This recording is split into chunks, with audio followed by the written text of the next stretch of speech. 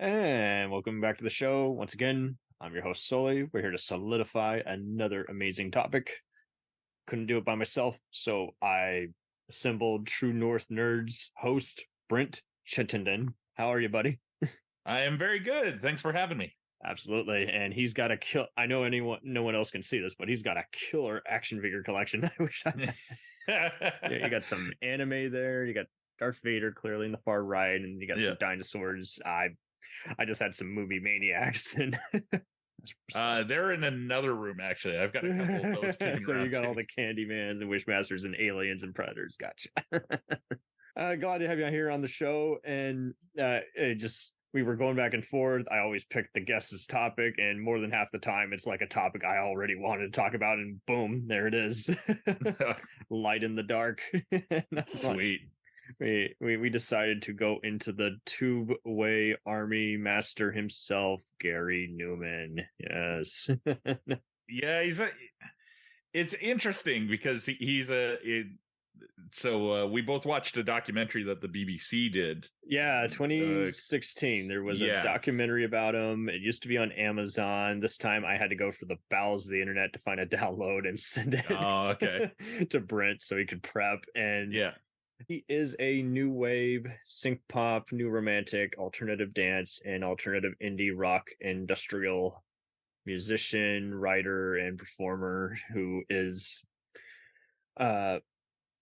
just had so many 80s hits and then has been more of a word of mouth in more recent years. And how did you get into them? Was it just the typical radio hits like Cars and what have you? No, actually. Well, I had heard Cars from out. No, how I got into them is kind of what they mentioned in the documentary. Was I was heavily into a whack of bands during the mid to late 90s that were starting to name drop them. Nine Inch Nails being the most prevalent of the lot. That is where I heard of them from too. And so I've been very personally attached to this man.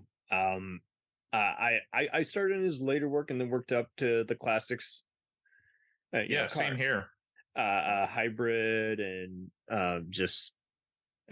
Dead Sun Rising and just some more of his more just recent work. I just long story short, my grandmother passed away in 2011, and so I listened to a bunch of NIN and Newman, and that actually had a healing effect on me.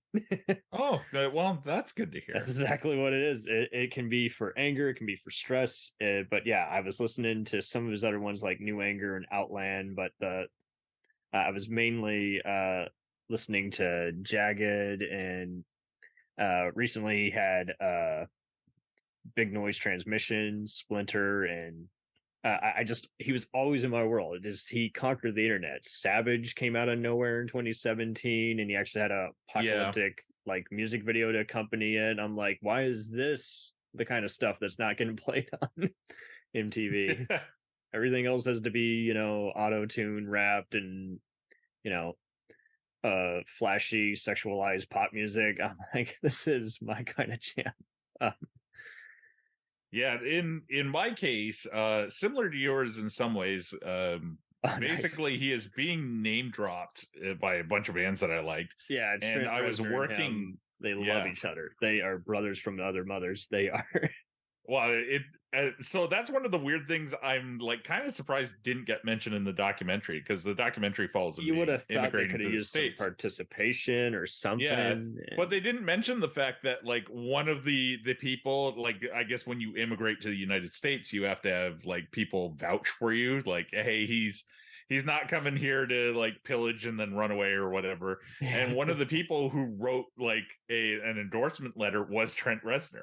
I've heard Newman talk about it in other interviews before. I'm like, why didn't they even bring that part up? Maybe it got left on the editing room floor, but maybe they couldn't get him to actually be interviewed. Maybe they didn't have that. They're pretty close though. I know they've toured together along with Tori Amos and a bunch of other just synthwave gods, I mean, he's industrial, so it made sense that he was with Trent Company, but yeah.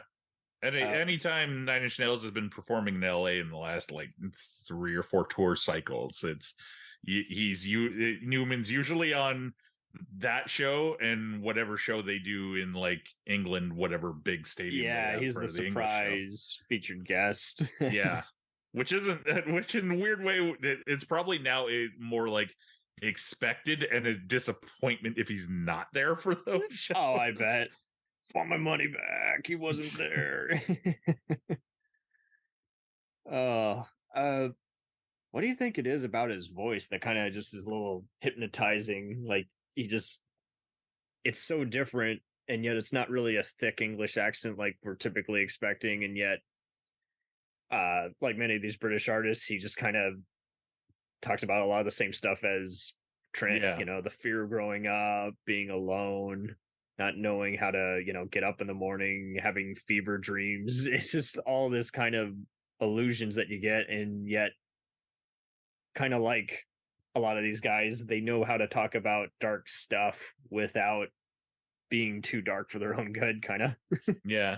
Vocally, Newman, like the way just to describe Newman's voice or what you would normally associate with like terrible descriptions for somebody's voice, like he's very nasally.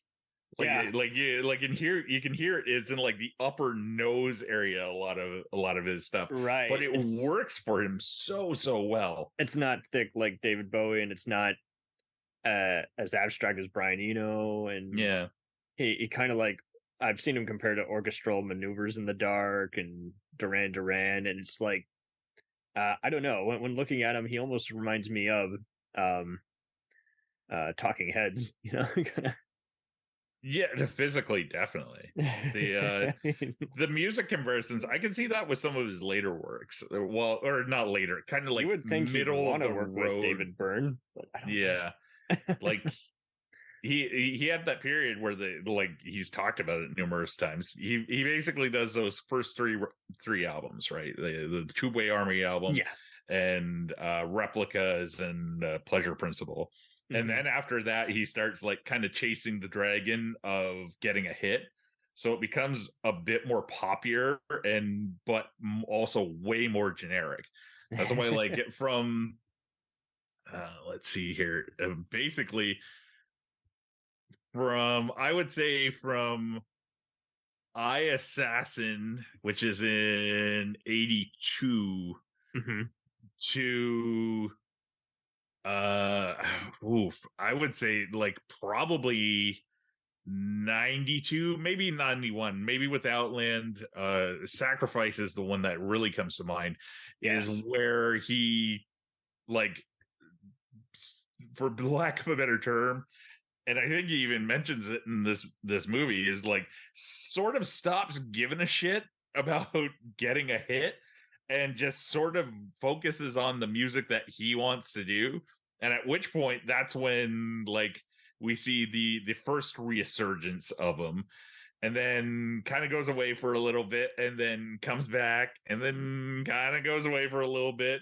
It's almost like he has these cycles that work in kind of his favor. Yeah, I don't know if it's his agents are patient or people just are happy with the results because they're like, well, something's got to take up the airway. It's not going to make the top 40 or whatever, but it's not going to be in the losing streak to where you're like, man, we didn't fucking sell anything. But yeah, I saw that in 79 after his hit cards. Like, he went on a money losing tour, according to AllMusic, after putting on a futuristic stage show. And then, much like the documentary talk about, he's just started indulging in his hobby as an amateur pilot with all this money he was making. And that's, wouldn't that be nice to have the money to be like, my hobby is owning like old fighter planes and flying them around at air shows. Would you say he's fearless or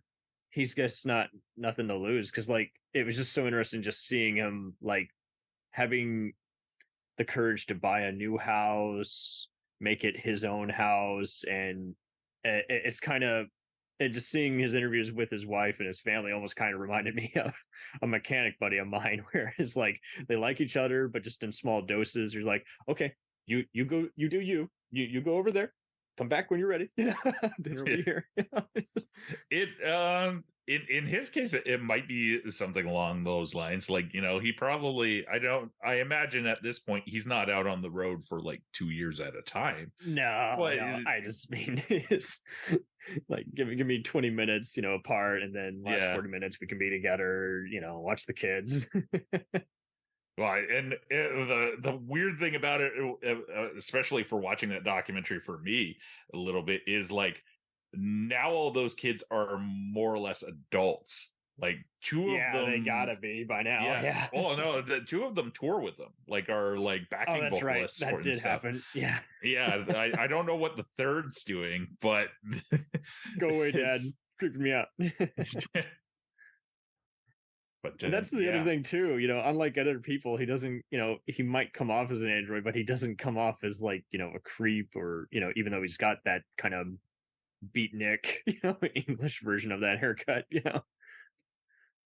Yeah, he's definitely kind of like an interesting guy. Like he talks about, part of it is he's I would say like he mentions stuff about Asperger's in the documentary and stuff like that. He's Yeah. definitely on like the little bit of the spectrum there, which you can also, I feel like after I learned that, you can sort of hear that in his music, and not in a bad way. Is like like I said, he kind of does these album cycles where it's almost like he does 3 albums and they're very similar in sound and in texture and tone. Right. And it's almost like he's just trying to improve upon them, each one. And then the third album is like, okay, I've nailed it. Yeah. Now let's go on to the experiments. Next thing. Yeah. And like you say, if you want to be very, objective on it, I can't think of any that get too repetitive, but there are some where it's like kind of like other bands. It's like, well, that was good, but that wasn't. It was hard. It all kind of blends together, and now, by the third to even the fifth, you're now really getting kind of the real him, as opposed to less experimentation. I saw that he worked with a group, the post-rock group Battles, in 2011 on an album called Gloss Drop. His vocals were used in the single called My Machines, and then cool. that was before his 20th album Splinter. And then recently in 2017 2016 he worked with Jean-Michel Jarre, who is a French composer, on his album Electronica 2, The Heart of Noise. So I am gonna be very curious to seek those out. That was after a 2014 tour. Yeah. I think one of the other things that like sort of showed me him a little bit was when Fear Factory covered Cars in early 2000s. Very he does backing vocals on that too. But it's like it's that syndrome of like everybody likes a band and then like they're all talking about him, and I think it's probably helped him a chunk, but it hasn't like blown him into the stratosphere kind of thing either. Like exactly.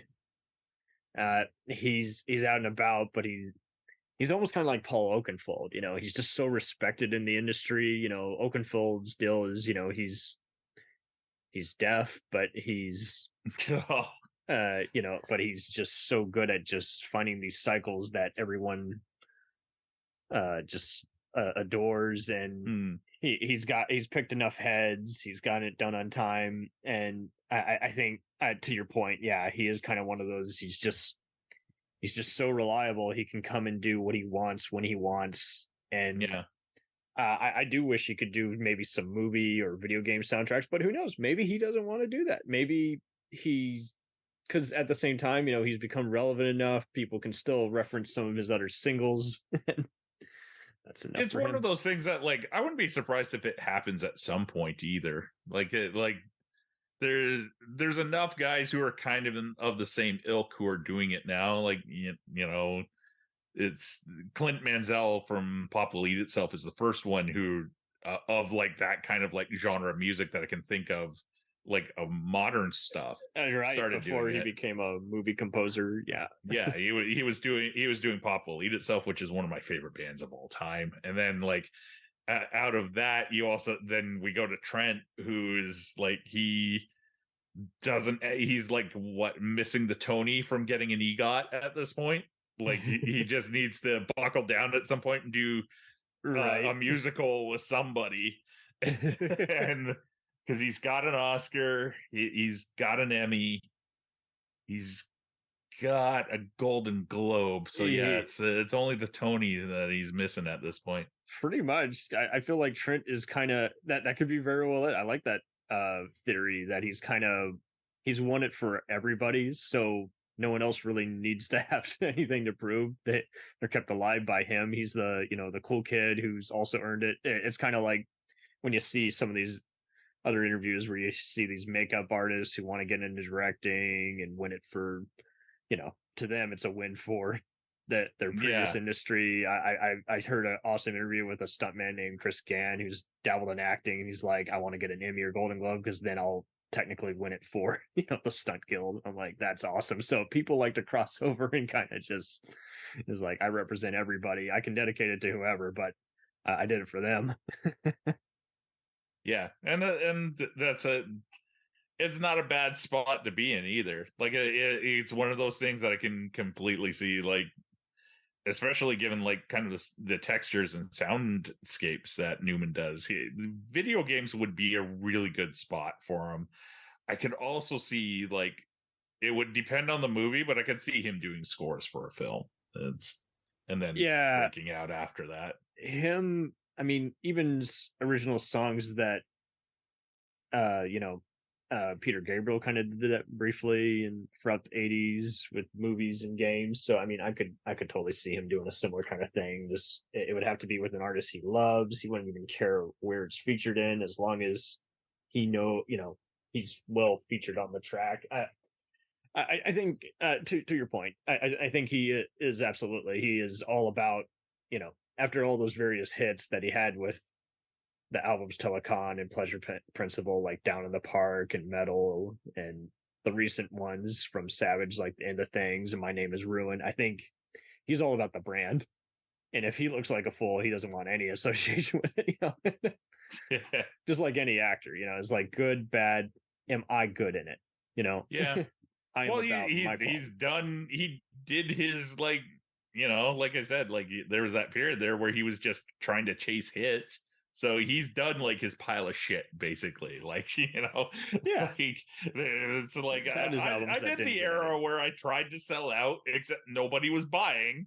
So now I'm just gonna do what I want to do. I've had my repetitive tracks or ones that weren't remarkable, so I'm past that. I don't want to do this unless we are all in tune, no pun intended, with it. We are ready to go. We got it. Yeah, it's and his last album, Intruder, is really good. Like it, like he is I like it. I did say like it, like he kind of is in a little bit not so much repetitive, but refining ideas throughout albums. But the last three albums that he's put out have been really solid all the way through. And when Intruder came along, you kind of knew what you were getting, but at the same time, it was really good. It's like going to like a really good place for a hamburger. Yeah, it's a hamburger, but it's a really good hamburger. Right. It might have all the excess fat and canola oil, but there's something that it's kind of what I equate to, talk show hosts like Conan O'Brien or even shock jocks like, Howard Stern. Is like they're rude, but they're a special kind of rude. People come to them and open up to them because, and you see it all the time. You see people having outrageous, stupid interviews with Conan that are special kind of dumb. And you see people open up to Howard that other people would be like, yeah, but for whatever reason they trust him. They absolutely. And then especially in the case of Howard, I'm not a big fan of his shock sort of stuff. But once he gets in there, he's a really good interviewer. That's like kind of where he's very skilled, and like, and even now he's kind of dropped the shock bullshit. Yeah, he more or less just gets started in the interview and just goes with it. I just watched one with him and Neil he's Young. very active on social media. I'm surprised he hasn't had Numan or one of these other guys on. But yeah, to your point, that I think he conquered it all. He already did the whole, I got to be the first one to piss everybody off and test the FCC. And now that I've done that, I don't have to do it anymore. I've already. I mean, if I were in his shoes, I'd probably get bored doing it too. I'd be like, okay, I pissed everybody off. What's new? I just want to go back to what I do best, which is actually, ask people a question that they actually want to answer because it's not scripted. Yeah. And I don't know if it's just him or if it's his team does really good research, and that's all. I think they do, because you're listening to all these other talk show hosts and even music artists. Like to another point, like we were seeing about in the 2010s, a lot of comedians coming into town, like Dana Carvey and Ari Spears, and they had photos just like from eons ago, and that was clearly just sloppily copy and pasted from Wikipedia. And it was one of those like, who's their PR, who's their agent? That is a terrible looking poster from with a 20+ year old IMDb photo. And same deal with the talk show hosts. We're seeing some of these other guys, obviously Joe Rogan and now Bill Maher, you have zero idea of how to do any kind of research, and it shows. And then they do the whole, why are you getting offended? It's like, because you're asking someone with a loaded question and they're a trauma victim, or they're you clearly don't know why you even do the work.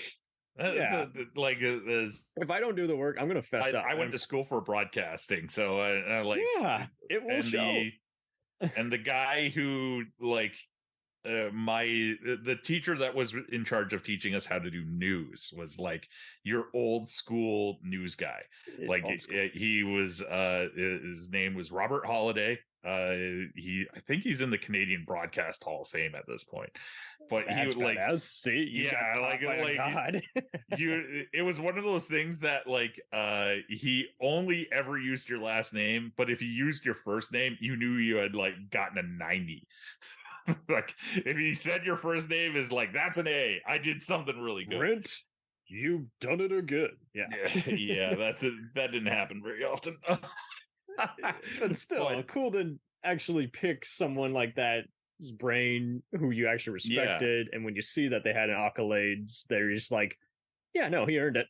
I learned a shit ton from him, so I can buy that he earned his keep. And so, yeah, I mean, when I don't do research, I will just flat out say, hey, didn't get a chance to watch this recent movie and their friend, series, but I listened to this commentary track on this filmmaker. I listened to this newest album or EP by this artist. Yeah.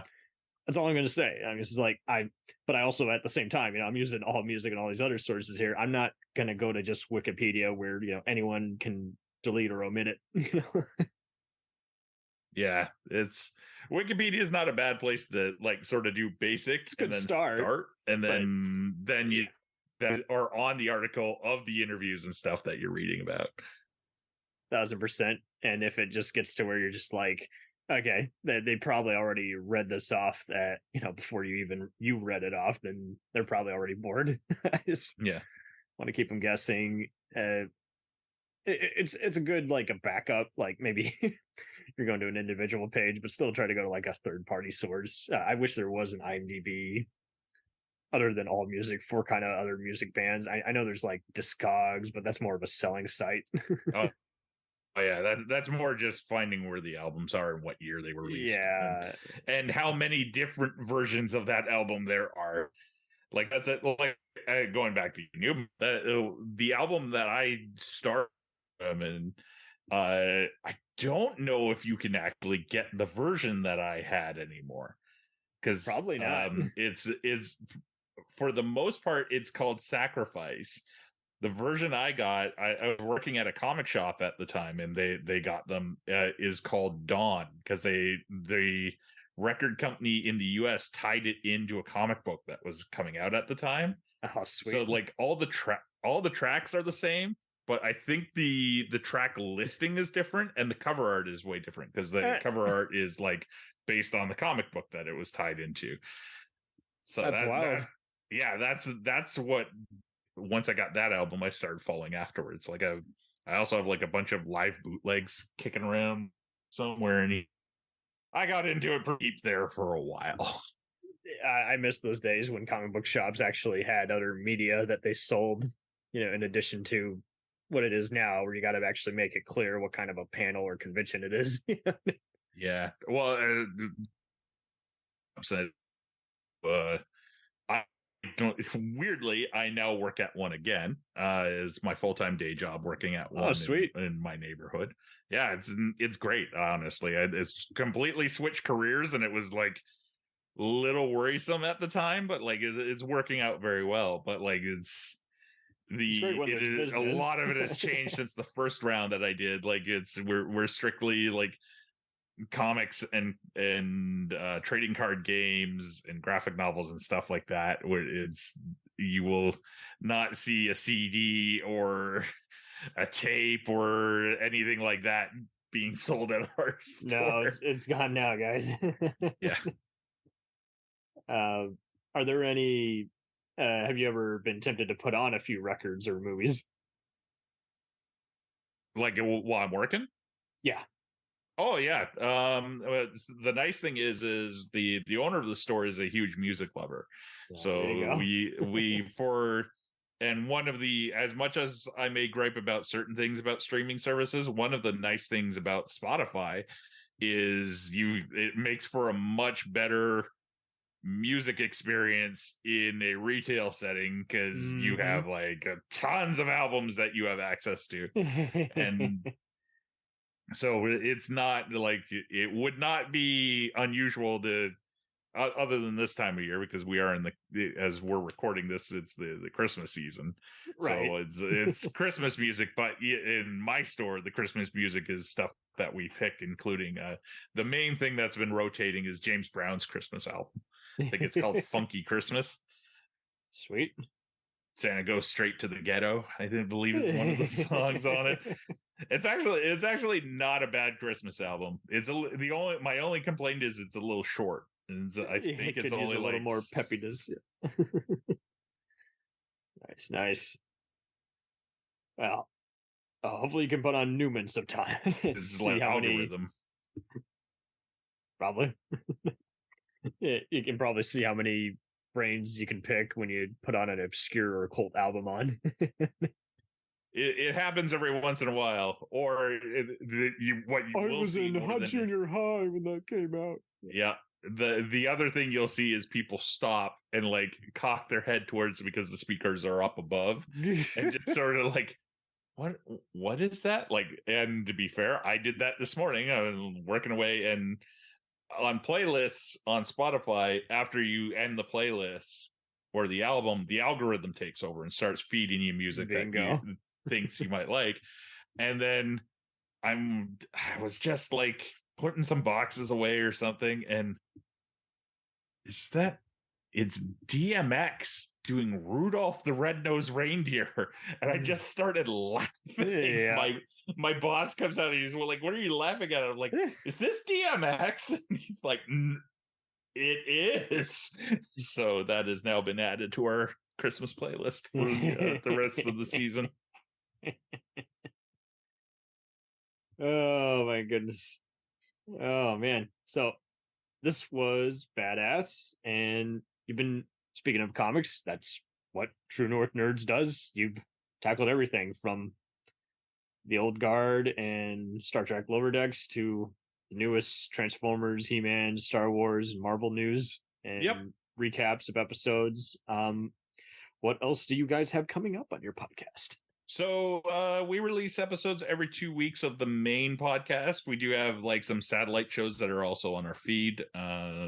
In terms of what we're covering, right now we're in a little bit of a quiet period because there's not a heck of a lot coming out, because Avatar is just like staving off everybody away for the moment. But there is like the next cycle of Marvel movies will be starting late February, I guess, and along with Shazam is in there somewhere too. So we'll be covering that sort of stuff. We're we always make plans. The biggest convention in Canada, which is also, I think it's the third largest in North America at this point, Fan Expo in August. I host panels at the show, so we try and go in and do interviews and things like that when we're at the convention. So Yep. Nothing like it, because right now nothing is really solidified of what's coming up next, other than like our regular shtick, for lack of a better term. Cover what's going on in the nerd news and what movies are coming out and things like that. Well, I applaud you guys because you've done everything from discuss what festivals you wanted to see, even just underseen comic book movies that not everyone saw, even stuff on Netflix that was kind of a thing for a minute, and then it still didn't really exactly take off, like the Dark Crystal show. So yeah, that, which was a little bit of a shame, that because it was a pretty decent show, but it was also super expensive. So yeah, that's what happens when you go old school and use puppets and real props. It jacks your price up a little bit. But it seems like everybody also wants to go in on that. Like they care everything about studios making money's back. Is like, I don't know why they care unless they're the investor. Just enjoy it. Let them know. Hey, that's the Batgirl thing is the one that like always like still puzzles me to this day. It's yeah. like, you made the movie, like it's like 90% complete. Oh, totally. I got into so many different arguments with people who were just like, they were buying into the propaganda, and I was like, okay, so let me look at it from this way. How would you feel if you spent 6 months on that and you had no footage to show? I'd be pretty pissed off. I'd sever ties, because as a videographer, as a makeup or effects guy, you'd be like, dude, I I put my some degree of passion and a shit ton of time. Sure, I got Yeah. paid, but I got nothing to show. How do you respond to Well, that? especially like because it was a team of directors Yeah, that even if did it that movie. sucks, Well, it's one of them still found out at his wedding. Like, or it was either at his wedding or on the way to his wedding. yeah, Like, and unacceptable. like that's gotta really suck. But to their credit, the two guys who worked on it had done work for Marvel on I think they had worked on Miss Marvel and a couple other of the net or the Disney Plus shows. And Kevin Feige was right in there with the tweet of like, oh well, I'm sure you did good work, and like, you're always welcome back here. By people who actually appreciate you. Yeah. So, but even then, like that, like the guys who were in charge there aren't in charge there now. So who knows? That's the one good thing / maddening thing about following this nerd stuff right now, is the landscape, especially when it comes to streaming stuff, is always changing. So we've always got something to talk about. Totally. Absolutely. And I'm just glad that everyone has found ways to make this all work. Yeah. And keep doing what they love and discussing what they love, because there's so many other people who was like, they'll start a podcast and it disappears. I saw a few which I thought were great, and then you look at, oh, the feeds ends after like 2018. Like, really? They just did it for fun. They didn't care. Yeah, the key is flexibility and just keeping it going. And we do it as a hobby. Like, we're not making any money off of our show, but it's not costing us anything at this point either. Like, Exactly. our hosting is covered. Our at this point, we've got enough of a name that when we do conventions, we can usually get in as press. So it's not a bad spot to be in. Absolutely. And you're welcome back anytime here on this show. Oh, thanks. I've listened to a couple of the action movie episodes. Okay, and, sweet. At some point that might be something that you and I should discuss. Oh, totally. We're going to be doing rankings of a lot of the stuff you discussed. We did some heated Marvel, DC, and even Dark Horse adaptations, and that was really I want to go nerdier than that, dude. I want to go into the Hong Kong action film area. Oh, totally. Yeah, but you are totally welcome on there for some of those, where we'll be discussing a bunch of those different franchises. We did do one where we were just talking about a lot of the different ones. We were like the actors and filmmakers we associated, people other than just, Chow Yun-fat, Michelle Yeoh, and John Woo. Yeah. Like, we were going deep to where we're like, where can we get that? There's definitely not a Blu-ray, and the DVD is probably, going to cost you $60 on either eBay or Amazon.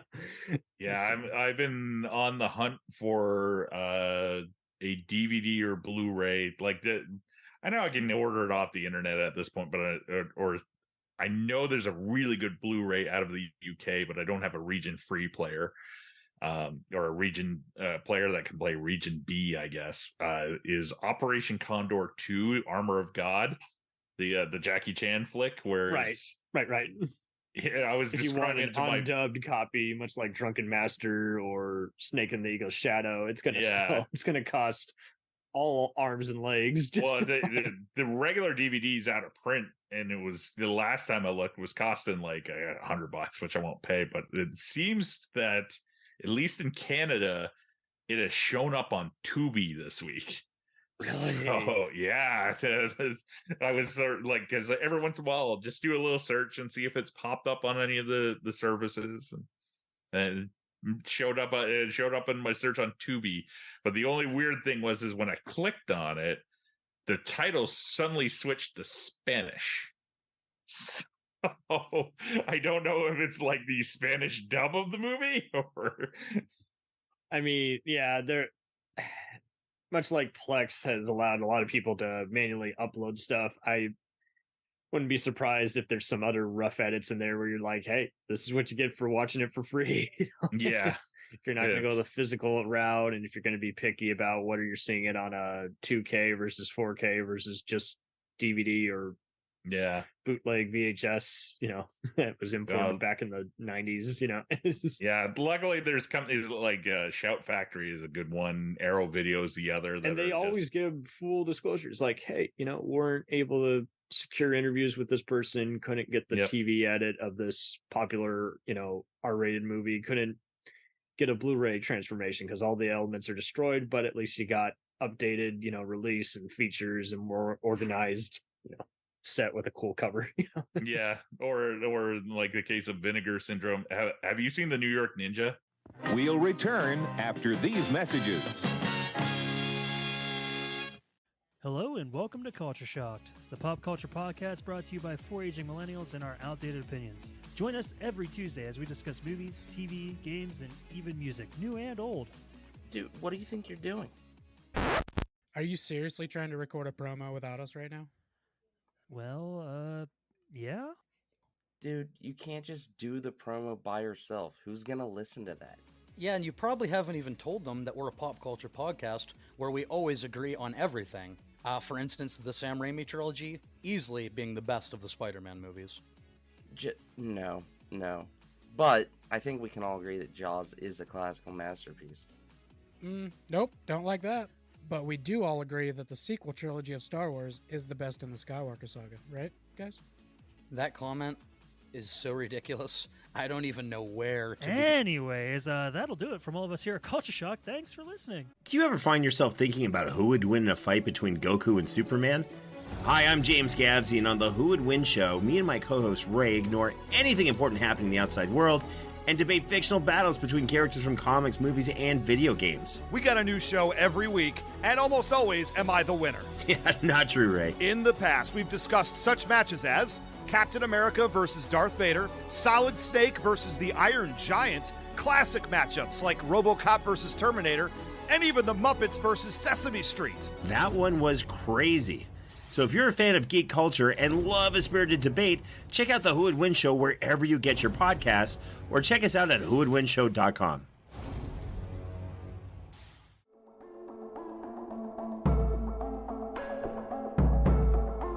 We let things pile up in the DVR, we add them to our queues, we wait for the DVDs and Blu-rays. We time shift. The Time Shifters Podcast. Sci-fi, horror, fantasy, superheroes, comedy, action, film, television, maybe some not-so-current events. Find us on iTunes or at timeshifterspodcast.com. cool thing about Blind Knowledge is we are in multiple countries. We are worldwide all across the globe. We are in the US, we are in the UK, we are in Canada, Germany, India, Japan. We're in Australia, y'all. BlindKnowledge.com. Now back to the feature presentation. Oh yeah, the one where they I've heard about this one where it's like they dubbed it's like the ultimate film school project in a lot of ways. Yeah, they dialogue had the was cut. Yeah, well, they had the film, but they didn't have the soundtrack to it. Right, elements were long lost. The vocal, that element was lost, and they didn't have a script to work off of either. So they ended up finding a version of the script and then just sort of pieced it together. But they realized after they got like X amount that like there's no ending to the movie either. Like it hadn't been shot, or they were waiting to get it shot, or had ran out of budget. So they had to figure out how to piece together an ending with what they had. Totally. And then the line begins to blur even more, where you're just like, would you consider them, this a 2020 movie or 1985 movie? Yeah. Much like some of those Mario Baba movies, is like it technically didn't get finished until 40 plus years later. Yeah, I want to say it like in their case, because the guy who put it together, what did he call it? Like a fan film. He like came up with a term, like a word that he would end up using for it, because he sort of ended up being like, like he was the editor, he was sort of like the screenwriter for the dialogue, and like for a movie that had already been finished. It's it's worth having a watch. It wasn't a great movie in the first place, and the New York Ninja as it stands now isn't an amazing movie, but on a whole it's an interesting thing to see because of everything that went into it. Much like kind of The Room, it's just kind of that point where you're just like, hey, someone actually cared about this, and because the love is bigger than the otherwise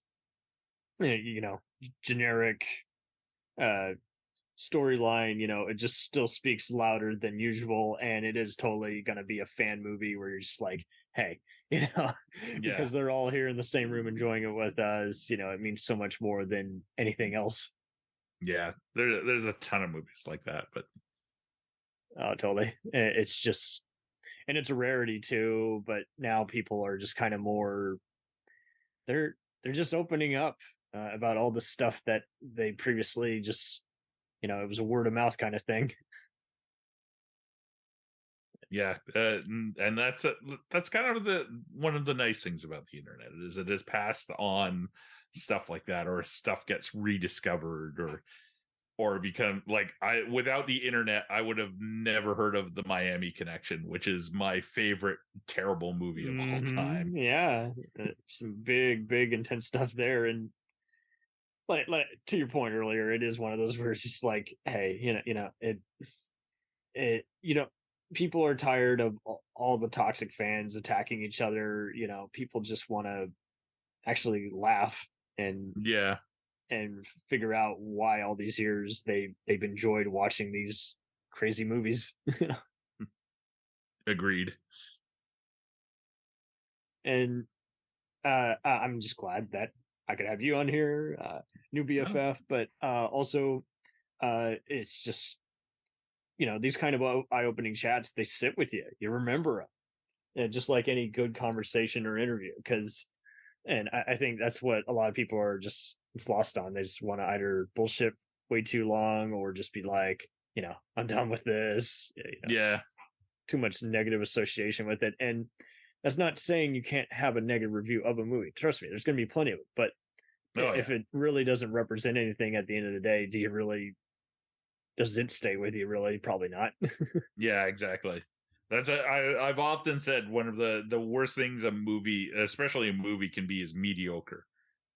Like if it's absolutely terrible, or if it's great, that's one thing. But if it's mediocre, like it just goes in and then just goes directly out. Like you just vaguely remember that you saw it, and it was like, oh well, that was a movie, I guess. Like it wasn't awful, but there's nothing really memorable about it either. Mm-hmm.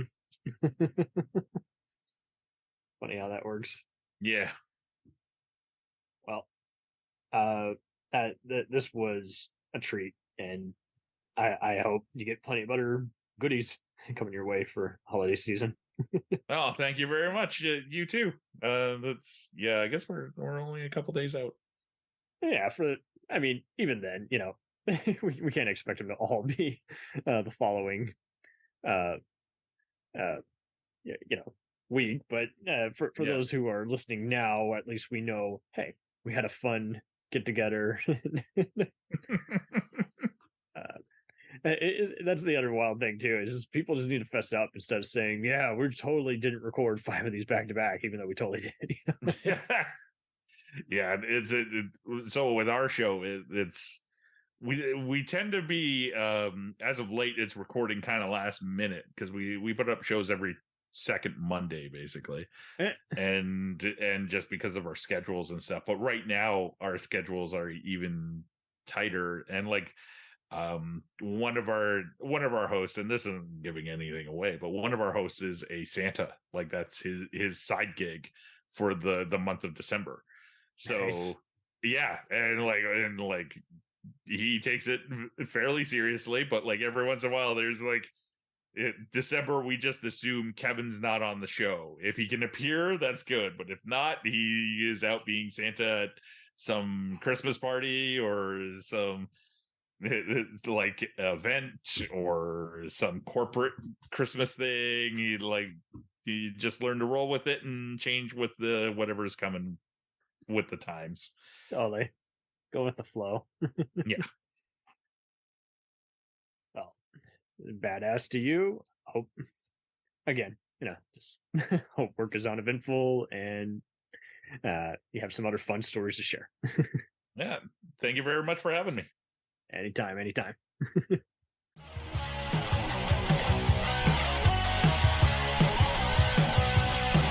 Follow us on the web on Facebook, Twitter, and Instagram.